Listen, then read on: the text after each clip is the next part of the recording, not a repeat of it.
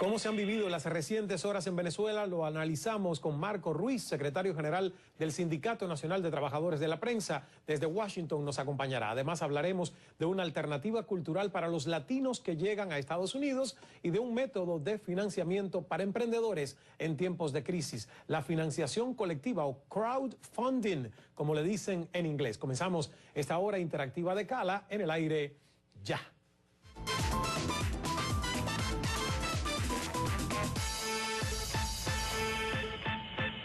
Saludos desde Miami, soy Ismael Cala, bienvenidos a @Cala CNN, nuestras contraseñas oficiales en Twitter. Las demás que vean, empújenlas, que son de cartón, porque hay una cantidad de imitadores y falsos ahí, pero bueno, ya ustedes saben que esas son las dos originales y en Facebook está Cala CNN. Vamos a hablar hoy para los jóvenes emprendedores, que mucha gente a lo mejor tiene una idea, tiene un proyecto y dice, no tengo plata, no tengo capital, no tengo qué hacer en mi vida, y empiezan a victimizarse. Bueno, hoy les tenemos un recurso, ¿verdad?, que está quizás al alcance de su mano. Se llama crowdfunding, financiamiento o financiación colectiva, y hay muchas historias de éxito con este método que se han llegado a concretar. Pero antes de hablar de eso, vamos a reflexionar. Cala en la noticia.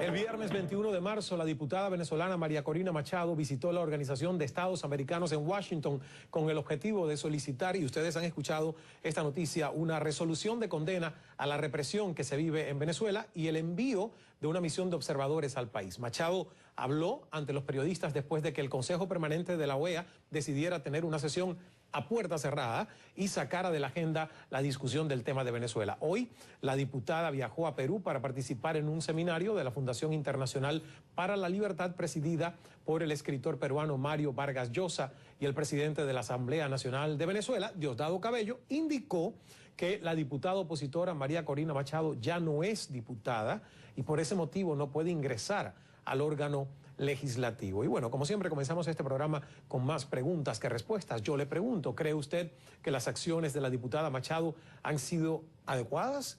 ¿Piensa usted que será arrestada a su regreso a Venezuela? ¿Para usted es María Corina Machado aún diputada de la Asamblea Nacional o no, como lo manifestó Diosdado Cabello? Escuchemos lo que dijo Diosdado Cabello. Nosotros sometimos aquí, de acuerdo a esta Constitución y la ley, la semana pasada la solicitud de una investigación que llevaría en esa investigación la probable allanamiento a la inmunidad parlamentaria de esta ciudadana. Pero no hace falta. No hace falta. Porque según el artículo 191, según este nombramiento y según sus actuaciones y acciones, la señora Machado dejó de ser diputada. Dejó de ser diputada. Aquí no nos vengan con el cuento. Claro, ella tiene, por supuesto, todo el derecho de acudir donde ella quiere ir, inclusive puede ir a la OEA. Y ustedes escuchaban que el señor Cabello hablaba y hacía referencias a la Constitución y sus artículos. Entonces, la última pregunta de esta reflexión a los venezolanos es, ¿actúa dentro de la Constitución y legalidad venezolanas Diosdado Cabello con sus aseveraciones de traición a la patria contra la diputada María Corina Machado? Es una hora interactiva. Si nos ven en primera edición de este programa, @CalaCNN, pueden comentar en Twitter y también escribirnos en Facebook. Quiero dar la bienvenida a Marco Ruiz, nos acompaña desde la ciudad de Washington, aquí en Estados Unidos. Yo decía que Marco es secretario general del Sindicato Nacional de Trabajadores de la Prensa en Venezuela. Marco, bienvenido. Hola, muy buenas noches, Ismael. Hola, muy buenas noches, Ismael, y muchísimas gracias por la invitación. Estar siempre atento a lo que y ocurre por estar siempre atento a lo que ocurre en Venezuela en estos días de muchísima convulsión. Lo primero que quiero saber es, ¿desde hace cuántos días estás en Washington, D.C.? ¿Qué te trajo a Washington? Sí, hemos llegado hoy mismo. El Sindicato Nacional de Trabajadores de la Prensa forma parte de un grupo de organizaciones que hemos solicitado a la Comisión Interamericana de Derechos Humanos la participación en este 150 periodo de audiencias que se inicia precisamente el día de hoy. Nos fue entonces concedida esta audiencia, será una audiencia sobre libertad de expresión que tendrá lugar el próximo día viernes. Contará ya con la participación de representantes también del Colegio Nacional de Periodistas, de la ONG Espacio Público, del Instituto Prensa y Sociedad y del Centro de Derechos Humanos de la Universidad Católica Andrés Bello. Hemos vivido días realmente muy oscuros, muy difíciles para el periodismo venezolano y sobre todo para la libertad de prensa en nuestro país. Distintos problemas que vienen y pasan por el tema del vacío informativo, pero también la escasez de papel periódico y más recientemente una escalada en las agresiones que están sufriendo los trabajadores de los medios de comunicación. Ahora, el tema de la censura, Marco, la autocensura en los medios de comunicación venezolanos. Tú que representas el sindicato de la prensa, ¿qué tan grave es la denuncia que ustedes van a hacer? A ver, en primer lugar, presentaremos una relatoría de cómo se ha venido desarrollando primero una política gubernamental, una política de Estado que ha puesto de rodillas, que ha doblegado a la prensa privada, a la prensa independiente y que hasta hace algún tiempo fue también una prensa plural. Decisiones, regulaciones, normativas dictadas por la Comisión Nacional de Telecomunicaciones como he dicho, han puesto de rodillas a los empresarios de los medios de comunicación y al día de hoy permanece silenciado. Se ha invisibilizado una buena parte del país, un sector del país que permanece en las calles manifestando y protestando, dando a conocer unas demandas determinadas. En gran medida, repito, este sector del país no está recogido en los medios de comunicación, en la gran prensa, como se llama. Pero también ocurre lo mismo con otro sector del país, también en los medios de comunicación públicos o medios de comunicación del Estado. Hemos denunciado cómo grandes medios se han puesto precisamente de espalda al país, han faltado a su responsabilidad, a su compromiso social de garantizarle información de acuerdo a como lo establece la Constitución a todos los venezolanos. Marco, yo no sé si tú me escuchas, pero yo te estoy preguntando cuáles son esos grandes medios a los cuales tú estás haciendo referencia para nosotros ser un poquito más precisos en lo que tú estás hablando y las denuncias que estás haciendo. Además, tengo cifras dadas por ti a nuestra producción a la cual quisiera que te refirieras. Por ejemplo, desde el 12 de febrero, ¿cuántas agresiones contra trabajadores de la prensa ustedes han registrado? Detenciones, robos de equipos de trabajo, más o menos para tener en perspectiva de qué estamos hablando aquí. Sí, claro. Disculpa, Ismael, no había escuchado la pregunta. A ver, el año 2013 en Venezuela cerró en lo relacionado a los medios de comunicación con una serie de negociaciones que incluyeron dos grandes medios.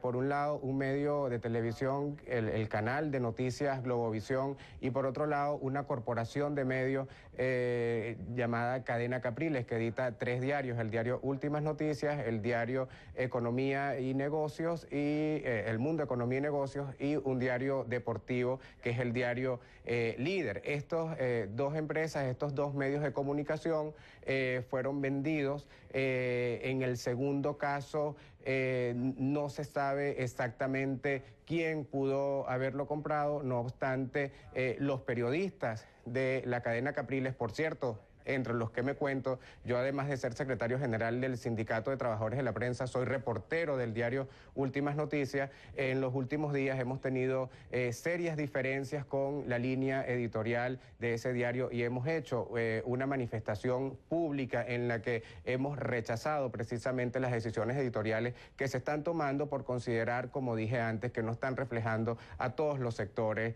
del país en este momento. Me has hecho referencia a las agresiones. Como bien lo has dicho, desde el pasado 12 de febrero hasta el día de hoy, el Sindicato Nacional de Trabajadores de la Prensa ha reportado a 116 periodistas, 116 trabajadores de medios afectados por la represión con que se está haciendo frente a las manifestaciones y las protestas. De estos 116 trabajadores de medios afectados, 31 de ellos son corresponsales extranjeros, 28 han sido robados, más de 23 han sido detenidos de manera irregular, más de 60 han sido hostigados, en general 151 tipos de agresiones cometidas en contra de estos 106 trabajadores de la prensa. De eso daremos cuenta, por cierto, en la audiencia que tendremos el próximo viernes, y de eso hemos dado cuenta a la Guardia Nacional Bolivariana. La Guardia Nacional Bolivariana de Venezuela es la principal victimaria de estas agresiones que se cometen contra los periodistas, de estas detenciones ilegales, y precisamente el día de ayer, antes de salir para acá, tuvimos una reunión con el general Noguera Prieto, comandante general de la Guardia Nacional. Asumimos el compromiso, lo damos como cierto. Allí dijo que no se iba a detener a un periodista más, a un trabajador de medio de comunicación.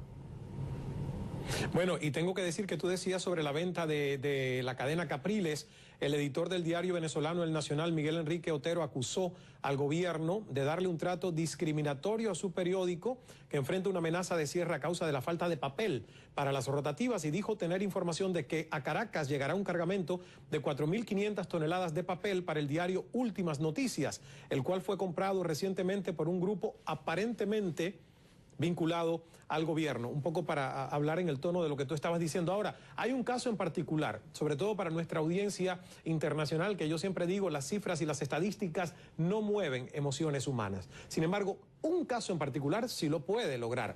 La residencia de la periodista Mildred Manrique del diario 2001 fue allanada el sábado en la tarde por miembros de la Guardia Nacional y la Policía Bolivariana, y luego ya fue detenida acusada de tener en su morada una supuesta bomba Molotov, versión que la Guardia Nacional desmintió momentos después diciendo que era una confusión. En un principio se le dijo a Mildred que se trataba de terrorismo, le incriminaron tener en su poder un chaleco antibalas, caretas y un casco. ¿Qué hace el Sindicato Nacional de Trabajadores de la Prensa en estos casos, Marco?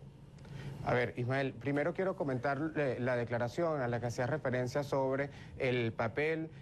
La información que maneja el Sindicato Nacional de Trabajadores de la Prensa, quiero reiterarla en esta oportunidad, da cuenta de que la prensa escrita en general en Venezuela está afectada en este momento porque no se han liquidado los recursos que se requieren para la importación de papel. Ha afectado esta situación en mayor medida a unos medios de comunicación. Cerca de una decena de estos medios han cerrado al día de hoy, otros cerraron y volvieron a abrir, otros han distanciado su periodicidad en la publicación, pero en general, repito, la información que estamos manejando y en función de la cual además hemos movilizado al gremio en Venezuela y hemos hecho las denuncias, nos da cuenta de que han sido afectados, de que permanecen afectados todos los medios de comunicación impresos en Venezuela en este momento. Y sobre el allanamiento a la residencia de la colega Mildred Manrique, efectivamente es un hecho absolutamente deplorable, como lo dijimos.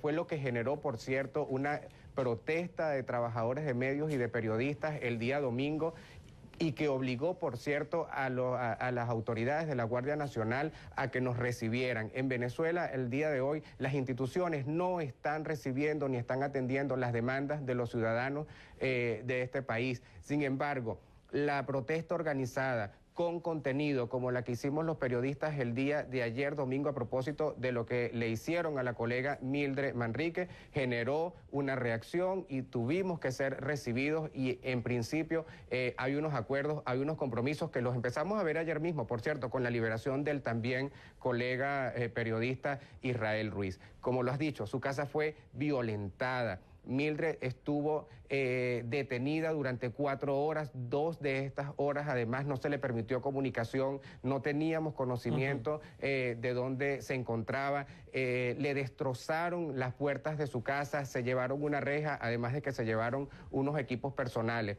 El chaleco antibala, la máscara antigas, el casco, son elementos, son complementos con los que los periodistas tenemos que salir a trabajar en Venezuela al día de hoy. Lo que estamos viviendo, y no con esto quiero ser alarmista, es peor que una guerra. ¿Y por qué digo peor que una guerra? Porque al menos en una guerra las reglas están claras. La Cruz Roja se respeta, los periodistas se respetan, pero al día de hoy en Venezuela no está ocurriendo eso. Los periodistas venezolanos alzamos las manos en señal de paz. En una mano colocamos el carnet que nos acredita como periodistas y en otra mano muy probablemente el grabador o la cámara fotográfica en el caso de los reporteros gráficos. Y cuando las autoridades policiales, que son, por cierto, responsables del 62% de las agresiones que se cometen, nos identifican como periodistas, están actuando con mayor ira. Eso le ocurrió al colega fotoreportero Gabriel Osorio, le ocurrió al colega fotoreportero también Rafael Hernández.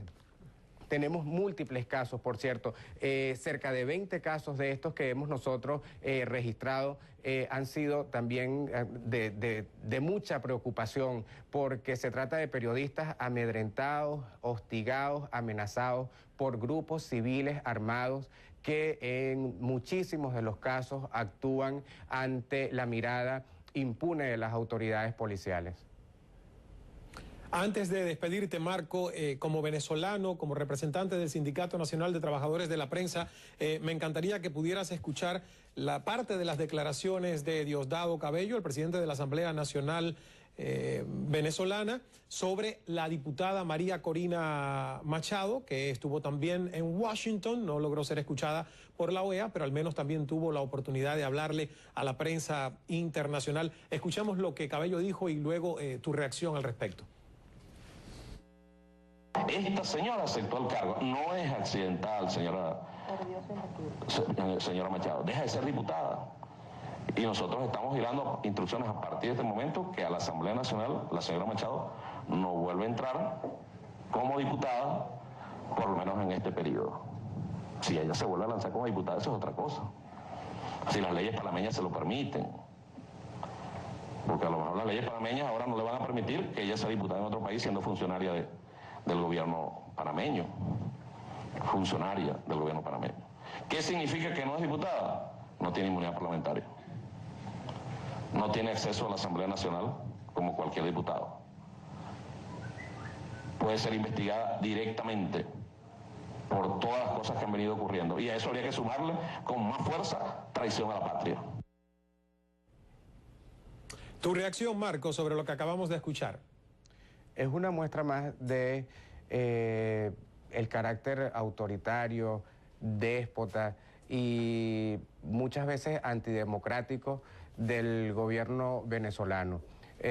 No es la primera vez, por cierto, que el presidente de la Asamblea Nacional actúa de manera deliberada, haciendo un uso abusivo del poder político en contra de sus colegas diputados, que por cierto, muchos de ellos salieron electos con mayor cantidad de votos que la que logró el diputado Diosdado Cabello.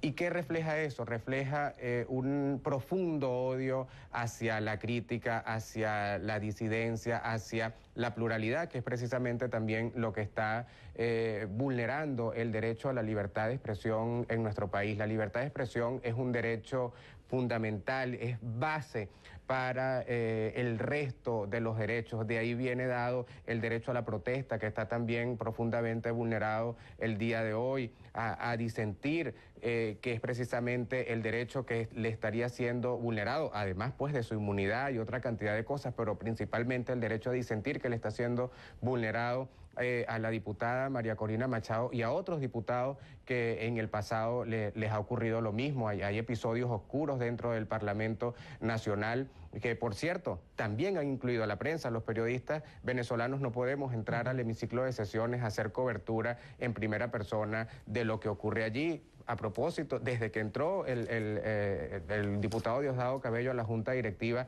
las decisiones de restricción frente a la prensa y el desempeño de los periodistas han ido en escalada y hoy día es muy poco lo que podemos hacer. Nos tenemos que sentar frente a un monitor dentro de la misma asamblea, pero en una sala encerrados frente a un monitor para poder ver lo que ocurre dentro del hemiciclo de sesiones. Bueno, muchísimas gracias, Marco.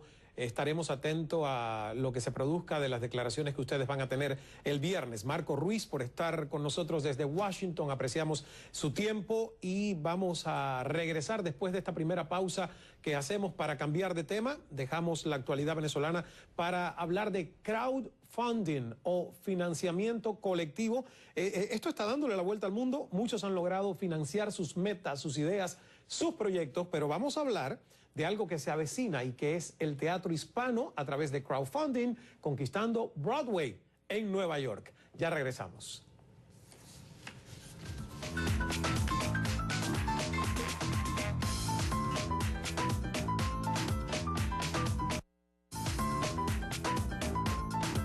Cala es patrocinado por BanPlus. Sentir que estás a mi lado es sentir la energía BanPlus.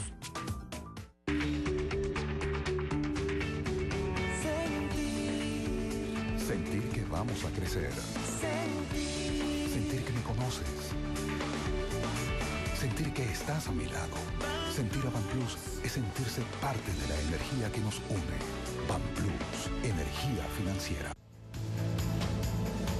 Fuerza en movimiento, en alianza con Avianca.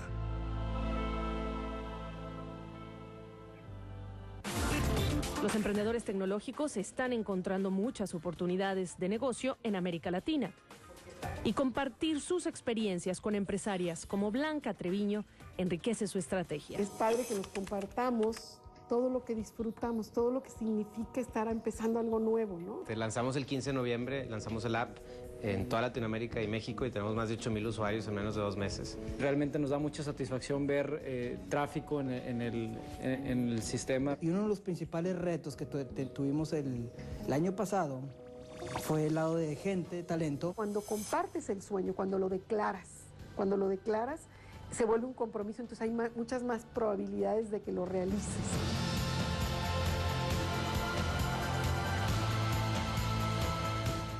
¿A qué lugar de tu mente quieres escapar? Prueba los 2 nuevos Nestea Exotic Mix, la mezcla única de té con el inigualable sabor de las frutas y las hierbas aromáticas. Experimenta nuevas sensaciones. Nestea. Escoge bienestar, escoge Nestlé. En el próximo Cala. La fiscal general de Venezuela, Luisa Ortega Díaz, nos da su perspectiva de la tensión actual. Además, el diputado de Panamá, Elías Castillo, analiza la región. Cala, mañana en CNN. Vive la noticia.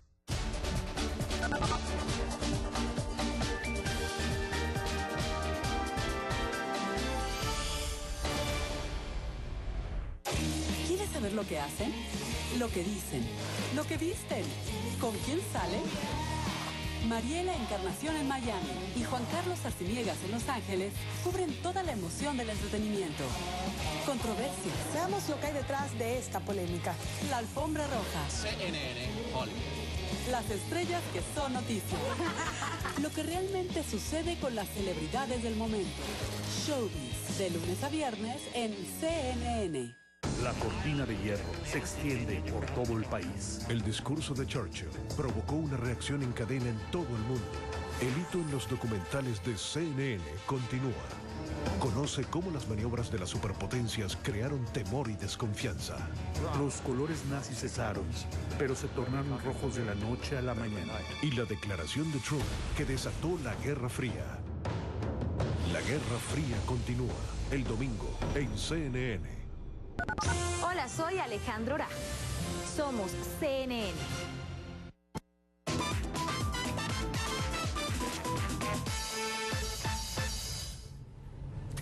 Y gracias por estar con nosotros. Hay una alternativa de financiación para aquellos emprendedores